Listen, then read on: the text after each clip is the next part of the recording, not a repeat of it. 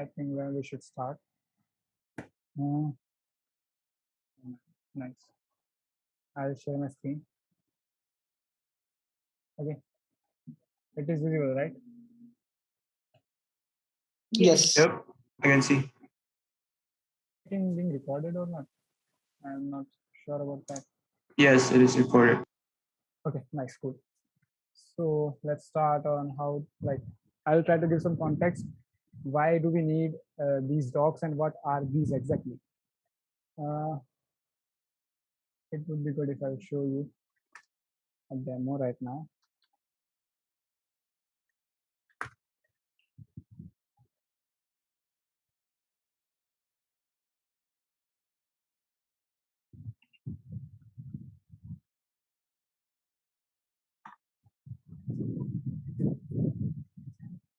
So a brief history on how we actually started about these docs thing. Like if anyone was writing, anyone is interacting, trying to interact with the API, the user, the developer actually face a lot of issues on what is going to be returned from the API and how he is going to work with it. Okay, so we need the docs, like documentation of these APIs, what they are, what are they going to return, what are the parameters they accept, and how someone can grab it and unmarshal into a struct to use them further. Okay, so it should start very soon. It's taking a bit of time. So we are having these docs, but we cannot write a lot of like custom documentation, handwritten documentation. Previously we had this we have this sheet actually, which has all the entries and what they actually do, but still there are many things that cannot be handwritten. Okay, so we cannot write what exactly the struct or the JSON response will be from this particular endpoint, from this particular endpoint, and from all of these. Previously, like this sheet is actually really, what should I say, systemized. Right now, it is really good and well written. But I guess 1 or 2 months ago, it was messed up, completely messed up. It was really hard to understand what exactly an endpoint do and what it is going to return to a person if someone is going to hit that endpoint. Okay, so let's go to the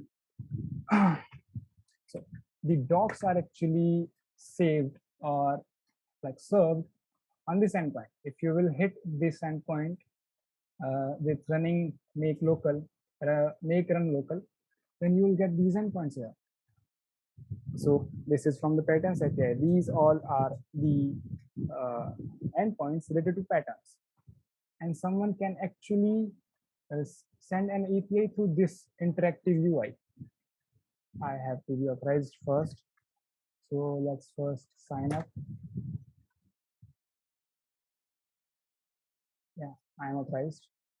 And if I try to get the patterns, this should return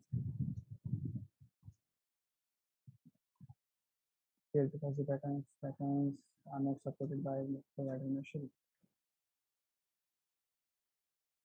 Okay, nice. I have to log out first.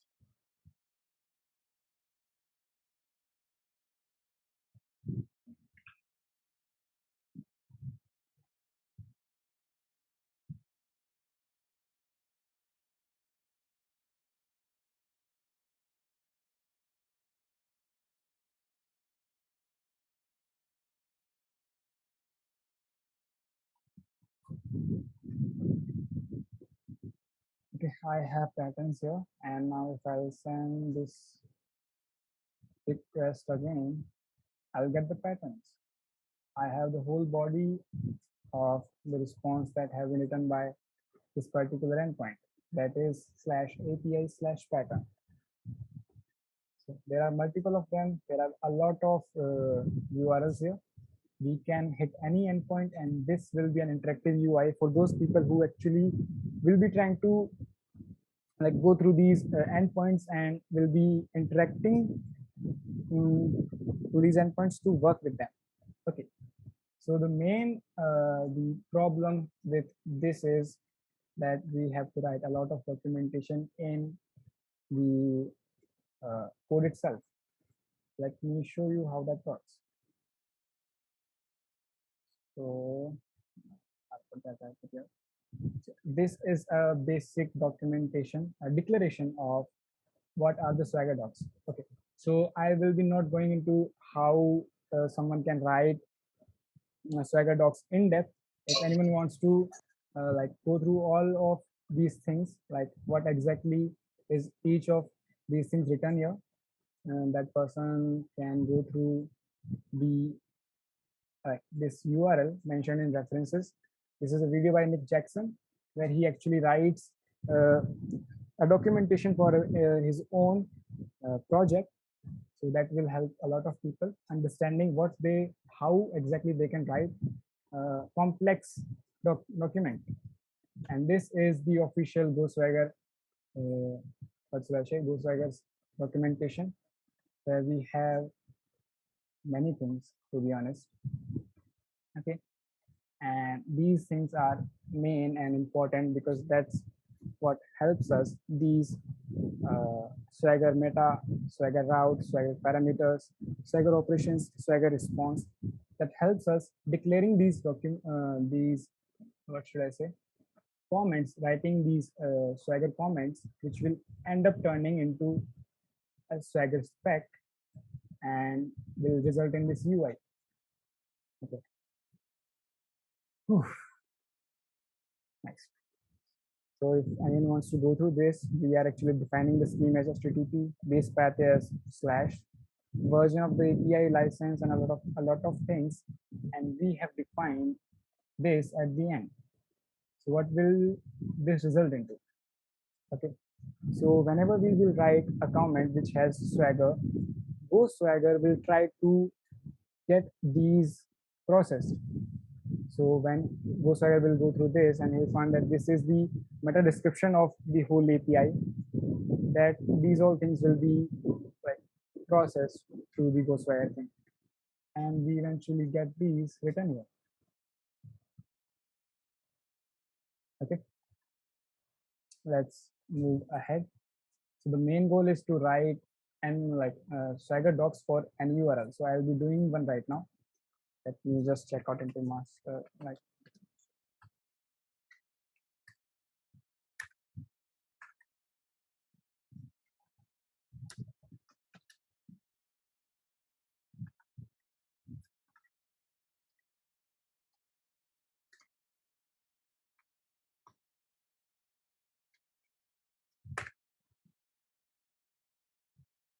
okay. So I'll be adding docs for two URLs in this meeting. That will help people to understand how exactly they are going to add documentation for these two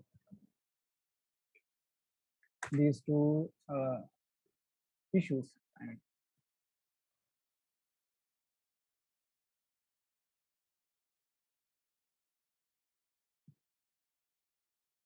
So there are two issues opened about these documentation. That is, someone has like people can collaborate and document for slash application endpoints and for slash filter endpoints. Okay. So what I'll be doing right now is not adding for them, but adding docs for another URLs. So how do we do that here? I have, by the way, I have mentioned all these steps in here. Like people were having hard time figuring out how exactly they have to do. That's why we are having this meeting here. So if like all the URLs are mentioned in server.go, and you have to locate what URLs you are going to like add documents for. So I will be adding for server slash version.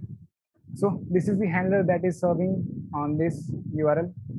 So I'll just copy it and paste it. That's how I find it. If you click here and go to definition, you will end up resulting in like you will end up in this file, but that doesn't actually take up to the definition of the server. Oh, sorry, this function. So I search it up here and I go to the exact location of the definition of the function. So this what I'm going to write now is the least simple way to define documentation for a route. So let's start. So I have to declare that this documentation is for a route, and now I'll write the method about this, like method referencing to this endpoint. Okay. So we know that we actually are using get function here. Sorry, get method here. So I am adding documentation for get method. Then I'll paste this URL for what we are adding it. Then we need to define the, like after URL we need to add the tags for this route. Tags are nothing but these things that we are seeing in, you can see in this UI on this documentation thing, that patterns API is a category or a tag that includes all these URLs. So we will be actually declaring to what tag this belongs. This simple will be system API. Okay. And after defining tags can be multiple. There can be multiple tags to a single route, but there will be an ID that will be unique to this route. So I will just write ID get system version. The next line is kind of really lame, that I kind of follow something like this: handle get request for Grafana boards, handle post request for Grafana boards. So I kind of follow a pattern there. So I write handle get request for system/server version. What this is a short summary. The first comment after declaration of Swagger docs will be a short summary that will be written here. And when someone is going to expand it, there will be a long summary, which is also the same as what I have written here. Like we can expand and tell user what exactly is this endpoint is being used for, what will be the response, and when can a person call it. Like there can be a long description of this URL, but that depends on like ourselves. Okay. Sorry. Then there will be a left out from like a single comment, and we have to leave this comment like this. Then we will write the what this function return, like what this API is going to return. So I basically write returns the running system version, running Meshery version, like Meshery would be better word here, Meshery version. Okay. After this, we have to define what can be the responses of this endpoint. So we will declare that now we are going to write responses of this endpoint. The first and the very common response that we have is 200, and we have to attach what exactly will be the struct of the JSON response with this API. Okay. So this is another step that we have to do, and we declare wrappers. Okay. What are wrappers? See this wrapper, just for an example, which has the name Meshery patterns response wrapper.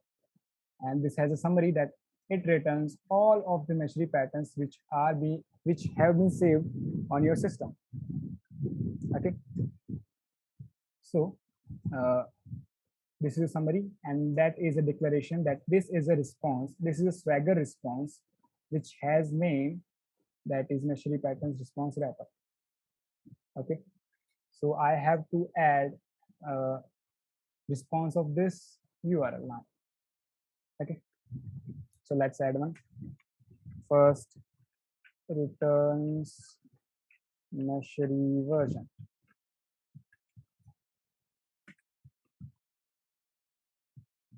Type Meshery version response wrapper struct, and then we have to define where this will be, like how we are going to return this response.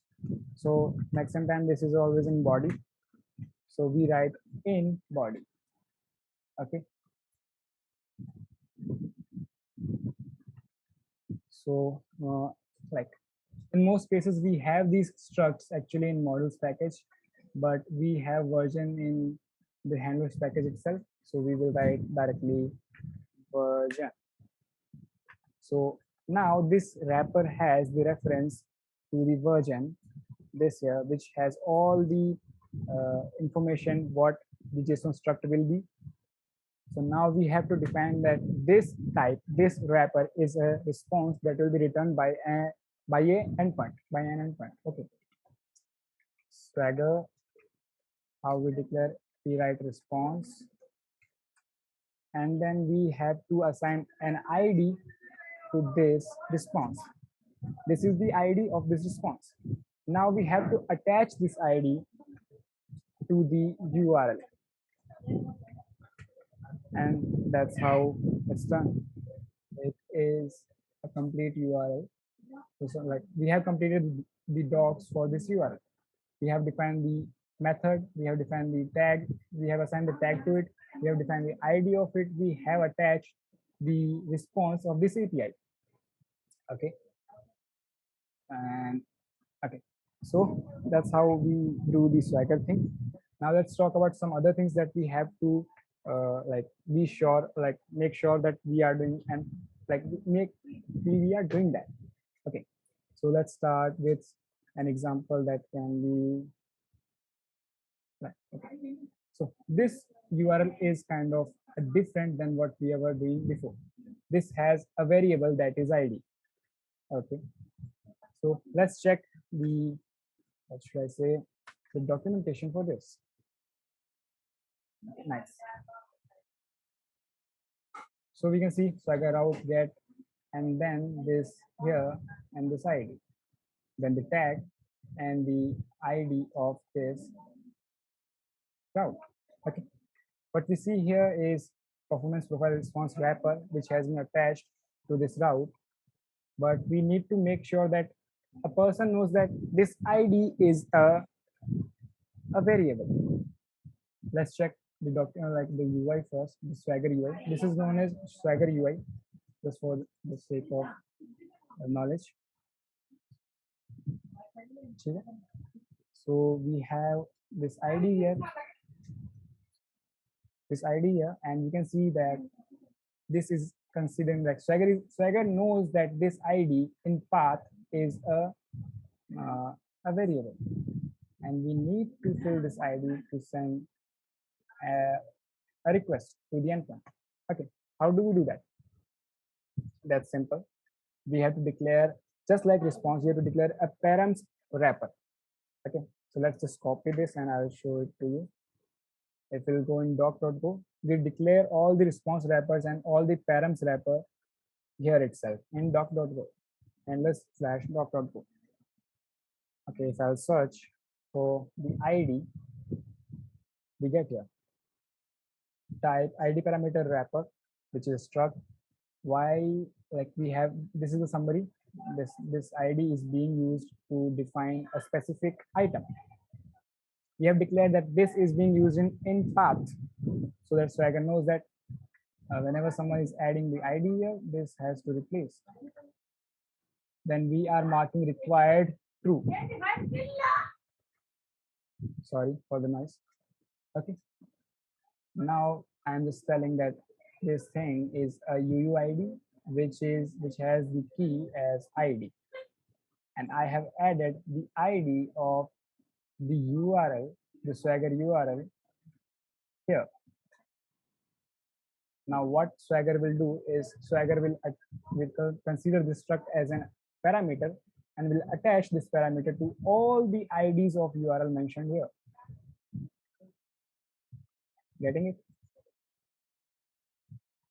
There's like you guys are getting it, right? Whatever I'm telling right now, you are not having any issues with it. Oh, Piyush, can you try to reiterate the last sentence? The ID. Okay. Not really. This ID, this parameter thing, na? Yep. Okay. So like Swagger, we have many URLs which accept parameters. Okay, like ID. Some might be expecting a body parameters. Some URLs must be expecting something in queries. Okay, so we need to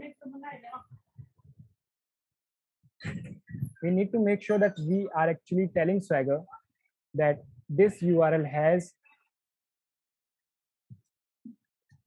sorry for the noise, guys. Okay, so this URL actually knows that this ID is a parameter. Okay, there might be more, like I'll show it to you, right? Okay, so in this here, like parameter, we actually expect a file here. So that is also mentioned here. That, like, Swagger knows this thing. We have to make sure that every endpoint is attached to its parameters also. Okay, how do we do that? We do that by declaring a parameter struct, just like response. Okay, then we define that this is a parameter, and after parameters, like in response, we were declaring the ID of the struct itself. Like Meshery pattern response wrapper, we are declaring that this struct has the ID Meshery pattern response wrapper. But a same parameter can be used in multiple URLs. That's why Swagger has a reverse kind of thing here, which is declaring that this is a parameter, but where it is being used. Okay, it is being used in ID. Sorry, ID get single performance profile. We want to get a single performance profile. Single performance profile has a unique thing in itself, that is the ID of it. So we define that this parameter belongs to a certain URL, which is this. And we have declared that this is in path. That's why Swagger knows that this UI needs to update things in this ID, like in this path. Whenever someone will edit this ID or fill up an ID here, that will be passed as API user performance profile / that particular ID. And we will hit it and we'll get the particular performance profile. I see. So basically, Go is getting this tooling from the comments in the code. Yes, these comments are the main thing of Swagger. Swagger goes through these all things and do these. Like, I'll explain what exactly it do to make this happen. Is there a format for these comments, like in which order we enter these? There is not order specific. This is just a pattern, like a pattern that we have to create. Like, we are declaring a route, that this is a route, then a method, we have to declare the method to it. We have to add the URL, the actual URL of it, then the tags to which this endpoint belongs. Tags can be multiple, but we are not using like similar endpoints multiple applications. So that's why we just need to define one tag here, that is system API, and then we have to give this URL an ID, which is ID get system version, which this should be unique, by the way. Okay, then this is a short summary of the URL. Then here we can write a long summary, but I am not writing a long summary, just for the sake of less work, to be honest. Okay. So if you want to explain more things here, we can do that. And then we actually declare the responses of this route, that is 200. We do not have other responses, like there can be complex API which returns different responses with different OK codes. Like someone can return 201 code and have a different response there. So we can actually declare multiple here, like this, 201, and then attach the actual response. If the API is not returning any JSON body, we do not have to write it. We will just leave it like this. So that will be treated as that this does not return any body with the response code. So it will be empty. I hope I'm making sense. Yeah, so some endpoints have the get and post. So for that, we have to write separate docs, right? Yes, multiple times. Multiple times, okay. So let's say if we had the similar thing, but that was for post, we have to add all this thing for post also. post. So basically, the wrapper is a function returning JSON body. What? So the wrapper thing you wrote after the response code, that is basically a function returning JSON body. Yes, this is a JSON body. Like you can see here, it already knows what this API is going to return. Yeah, let me. So let's go through this thing first. It has the the method, the endpoint to it, the short summary, the long summary, and it knows the parameter that is ID, and it will be in path. And this is a UUID. Okay, and it knows the response that will be returned with the code 200, and it will return a single performance profile that was declared in the doc.go about these things. Return a single machine pattern, just like that. And it knows what exactly will be the response of this endpoint. Like it will have a concurrent request, it will have the content type, it will have the created at, the duration, and it knows that this is an integer, string, an object, everything. Just because we attached the response with it. If Krish, can I ask a question? Yeah, sure. So for you're saying previously on the Swagger dot parameters, right?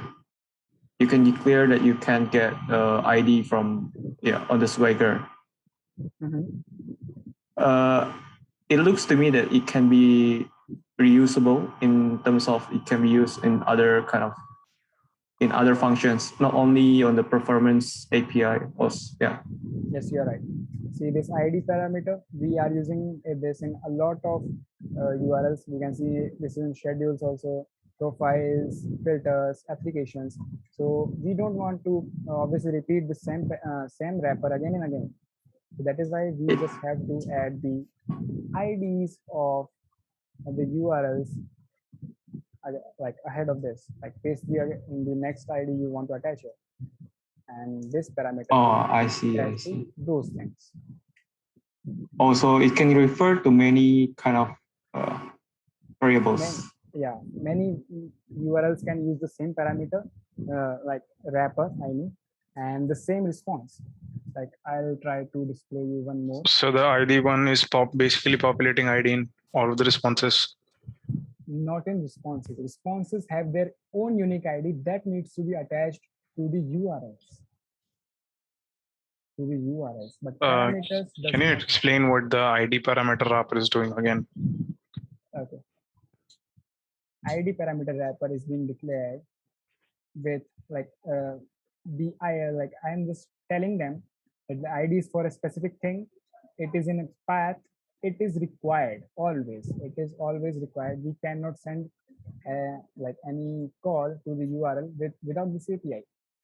Okay, and I'm declaring that this is this have the key ID to it. Okay, so we have written this ID here. So I'm just telling that this is an ID. This is having the key ID. And now ahead of this, all these are the IDs of URLs that are going to use this parameter. ID get machinery pattern, ID delete machinery pattern, which is using the same parameter. ID to get single performance profile, ID to delete a performance profile, ID to get profile results, ID to delete schedules, ID to get single schedule. So these all are the IDs of the routes that are going to use this particular parameter.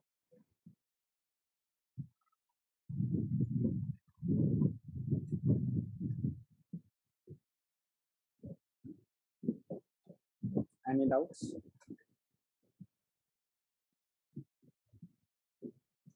Nope. Okay. So we have apart from writing these docs, we actually have more issues which needs to be worked upon. So the very first thing is like I have this Swagger thing because I'm running on local, but if I'll run Meshery through the actual deployment,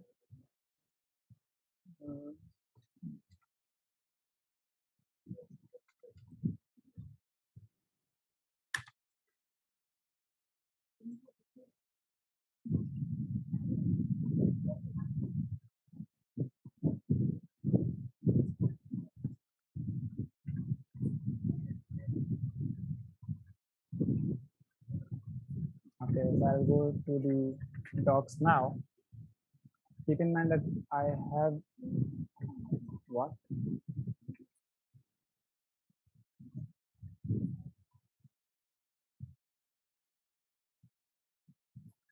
Okay, I should log out first.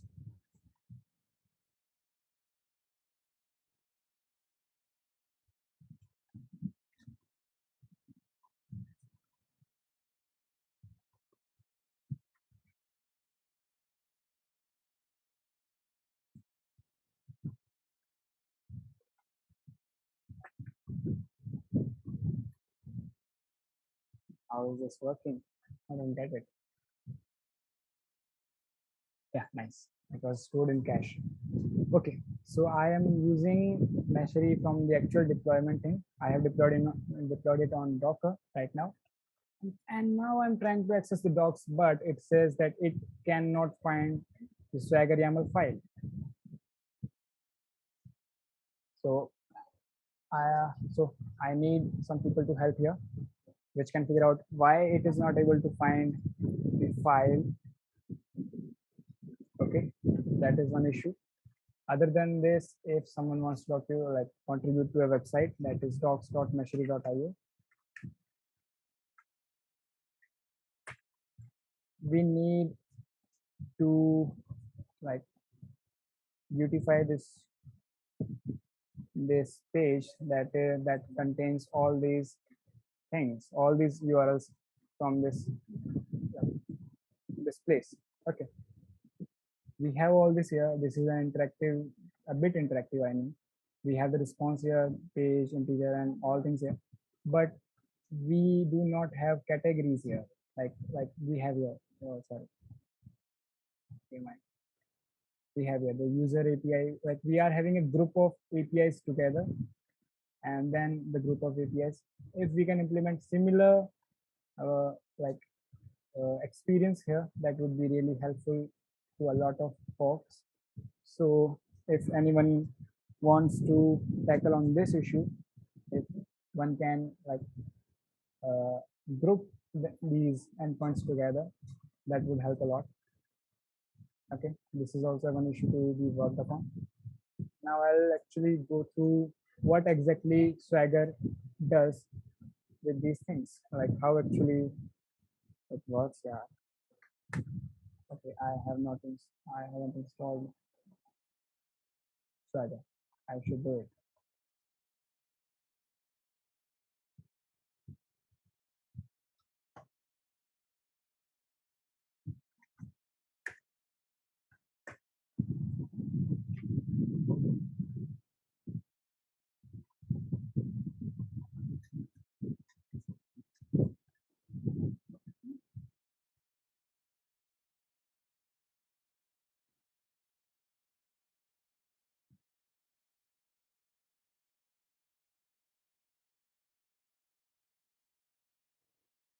Okay, nice.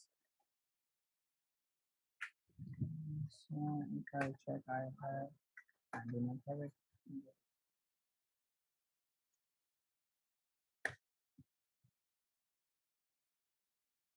Should have installed it, right?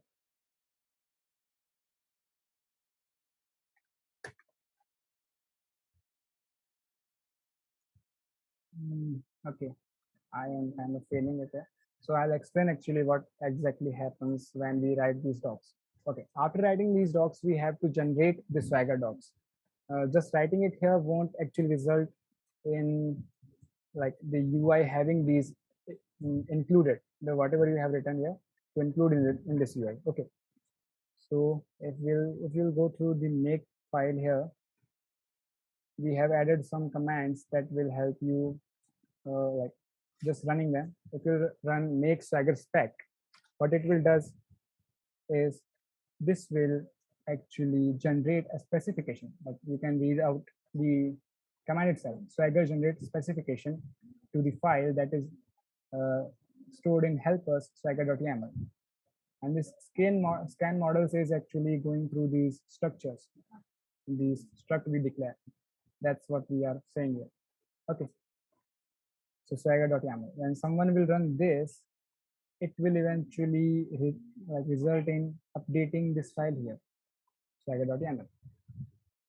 This file has a lot of entries and it includes every single information that you have actually written here, like handle get request of load test preferences, handle request for load test preferences. And all of these things end up resulting in generating this UI. So if anyone is adding these docs and want to test it out that this is working or not, like this is working correctly or not, so he just have to generate the docs and he has to run make swagger spec and it will be generated and run Meshery locally. So he will run Meshery locally. So it will include this newly generated updated file, and he can see in this UI if the new docs are included or not. Okay. Other than that, we also have one more command that is make swagger docs. Okay. What this do is this generate a spec that is stored in docs data swagger YAML.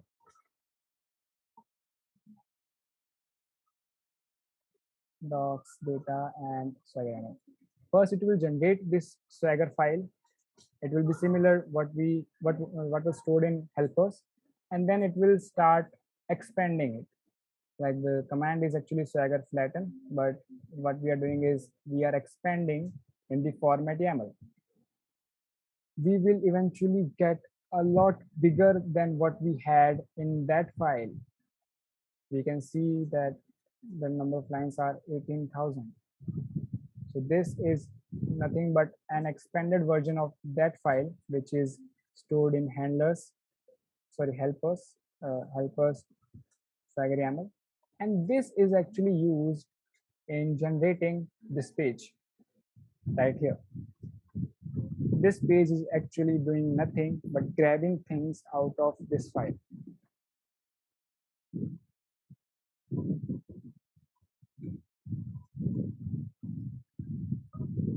And there are no questions, right? That is clear, right?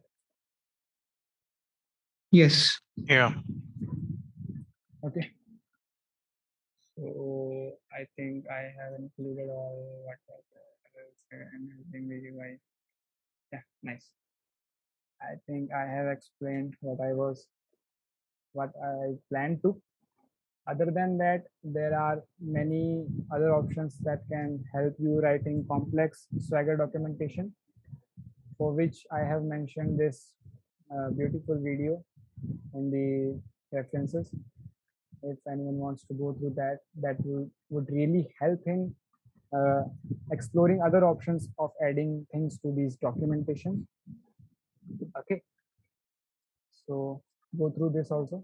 You can go through this GitHub, which is actually the Ghost Swagger, which help us generating these URL. Okay, we were actually installing this thing here, GitHub Ghost Swagger /Ghost Swagger. Okay, I have kind of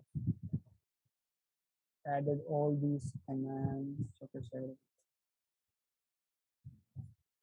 I have already added all these steps here. You can go through these if you forget something or have trouble anyway. So that is it, I guess. Can you share the link for the doc again? Yeah, I'll share it.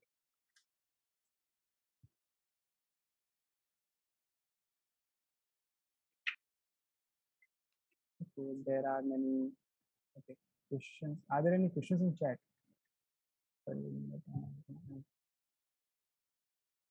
Okay, in the endpoints exist in server.go. It is server.go.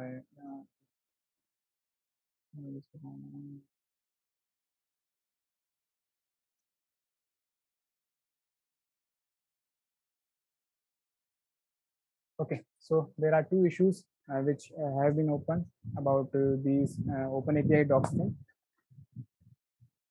So if you want to collaborate with other people, that's also good.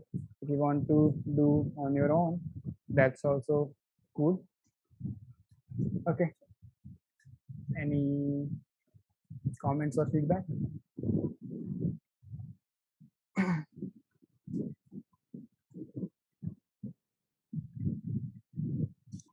Oh, by the way, Piyush, Yeah. you previously mentioned that there's a problem with the production measure for Swagger, right? What exactly? I'm not getting it. The Swagger YAML will not be found in production Docker. Yeah. So like, should I show it again? Yep. Have you created an issue for it? I'm just asking. Okay, I haven't created an issue for it. I was going to look into this myself, but I have been bashed that I am doing all these things alone. I should engage other people in this area. So that's why I am doing this meeting right now. That's the whole purpose of this meeting, because I was doing this all alone. Okay, so we have this issue in production. We are not actually getting this Swagger file, and someone has to look into it. Why this fails? Because this is really running fine in local run, right? And you can open the issue for it. I haven't opened it yet. Sure, I'm quite interested to help. Yeah, thanks. Yeah, sure. I would like to look into it as well, but I'm not really sure how can I navigate through the problem and provide a solution for that. So, if you're going to create an issue, you can just go ahead and create what kind of process I would like to have to look into for the whole thing to solve it. And that would be Why this is happening? Like, I really don't have any idea why this is happening. So you guys have to go into really depth that why it is not able to find Swagger YAML. I have a hunch that when we are actually creating the Docker image, this file is not getting copied there. That's the basic, the lamest problem that can be there. That this file is not actually being copied into the Docker image. So if someone can look into that we actually are copying this file there or not, that might actually solve it. Yep, I think so too. could be, Yes. but the simplest problems. Not a different question. I haven't previously worked with Docker and Go a lot. So can you tell me about how we can set up the project locally? Because I haven't worked with Docker previously. Okay, yeah, I will talk about this later. I have one more thing that I completely forgot to explain. Wow, I really have nice memory. Good. Okay, so the very basic question that you should have asked me, like I should have explained it myself, but someone should have asked me. That is, how do we know what an endpoint is going to return? Like, what will be the exact response from this API? Right? I really forgot. Okay, those folks who are actually thinking that this have nothing to do with Golang, that's really not it. You have to have some basic understanding of Golang to understand what exactly this endpoint is, like this handler is going to do. Okay. The another thing is how exactly you will know that what are the parameters attached to it. Like, the path one is really basic because it is written here. We know that this has an ID, so we have to attach the ID part. But what else it is going to accept? I really forgot about that. Nice. So you have to go through the handler. Let's say we are going to this application handler, get machinery application, and we have to figure out what exactly are the the parameters it is going to have for us. This is really small handler. Yeah, I should go with some complex one.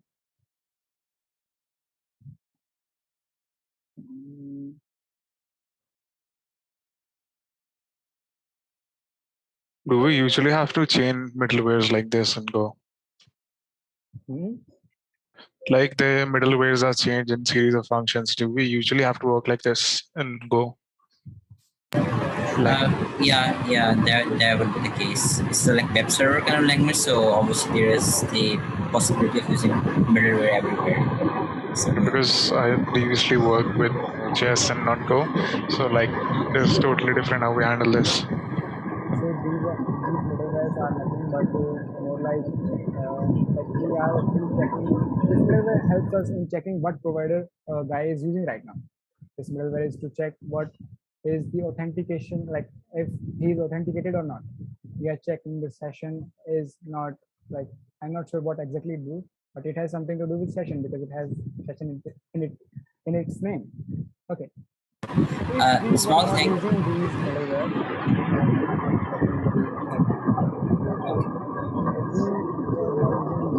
we have to include the code for all these things in each of the handlers itself, which would be kind of repeating the code. So that's why we have created these middlewares ourselves, and we are using those. Yes, sir. Go. What were you saying? It's a bit nitpicky, but I was looking at the Edge dot part of it, the middleware. I think that's a bit not self-explanatory what that actually is. And looking at some of these functionalities, I think some of the middleware and their pipeline together are kind of same, right? And the only difference is that we're passing in different inputs. So one dot handle is passing in different input, the same pipeline of middleware, and maybe if we can refactor that into different functions, and we can maybe call one function over there in the middleware, that would like make our making a code much more readable and much more maintainable in the future as well. So first, yeah. So like for example, if you go with the first thing, like for example, you have the edge top provider middleware, auth middleware, session and injector middleware. You can see this thing is actually the same as the endpoint is like the one below it, and same as the one below it, right? Yeah. This makes the line a very bit long and hard to read, and this functionality keeps repeating over and over and over multiple times. And the only difference is that they're taking different inputs. What if we can make a function that has the exact pipeline of middleware, and then we can only pass in whatever input we want to pass in, right? So I think that would make it much more readable, if that kind of makes sense. Yes, it actually makes sense because we are repeating this thing again and again, like this part. Well, I highlighted, this is being repeated a lot of times. So we are basically saying that we include all these middlewares in one middleware and use that, right?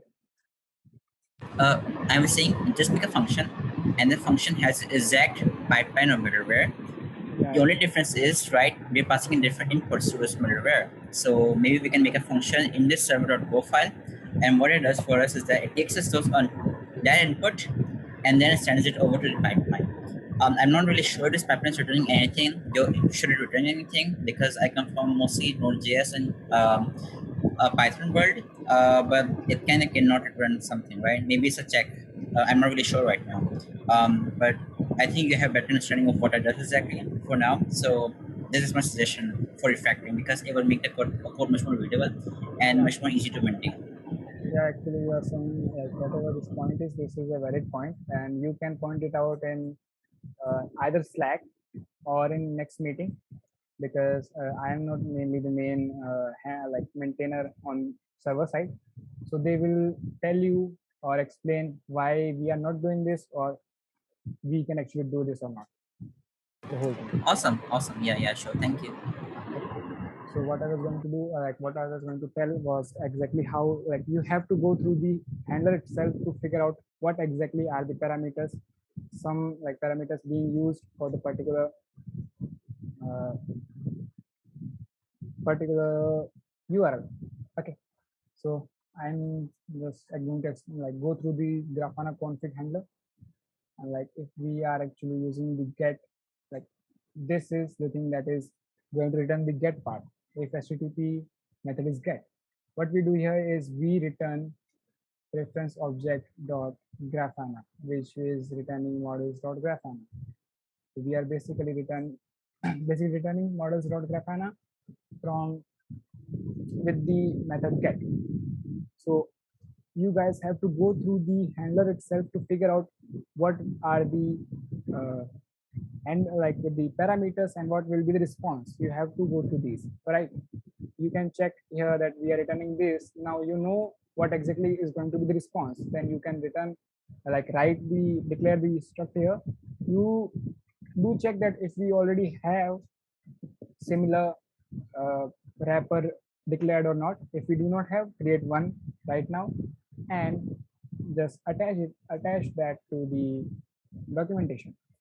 But in the post, like if we'll go ahead, we can check that this is now expecting a variable from the body, that is Grafana URL, Grafana API key, right?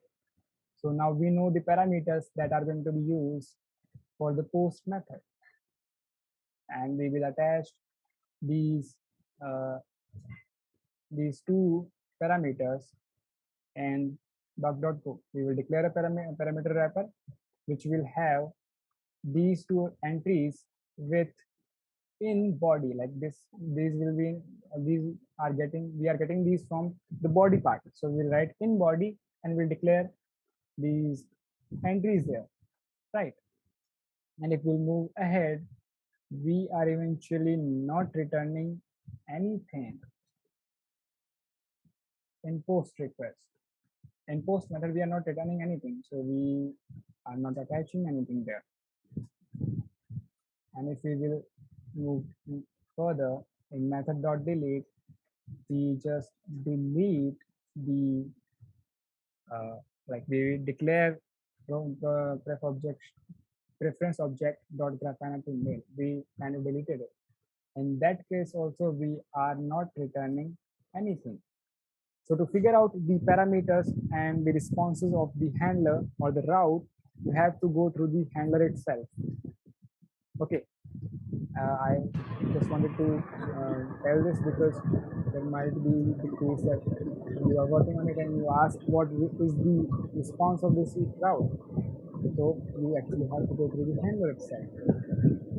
That is Would you say would it be better if we were to write after 200 colon nil if we're not returning anything? Because this is a bit confusing. What this can be mistaken for in the future is that if someone just comes across documentation and sees just left empty, and that can mean either the developer with the documenter forgot what was supposed to be returned, and this is not very clear cut that this actually does not return anything at all. So maybe if we just put nil over there instead of just leaving it empty, will that work? okay. If we will write nil over here, Swagger will treat this nil as the ID of a response, and it will go through this to search that and will end up resulting an error that it cannot find any response having the ID nil. Okay. So is there no way to tell Swagger that this actually returns nothing? Yeah, just adding nothing to it will be treated as this endpoint returns nothing. There will be no body. There will be no JSON body. Okay, that was not intuitive, but that makes sense. Yeah. Okay. So that was about the Swagger thing. Okay. Can we? I'm not so sure. Like, okay, it's already 8:30. We are past one. We are almost 1 hour here. So, any more doubts or any feedback, comments? No, thank you, Vish, for your time. No, it's okay. Thank you for your time. Okay.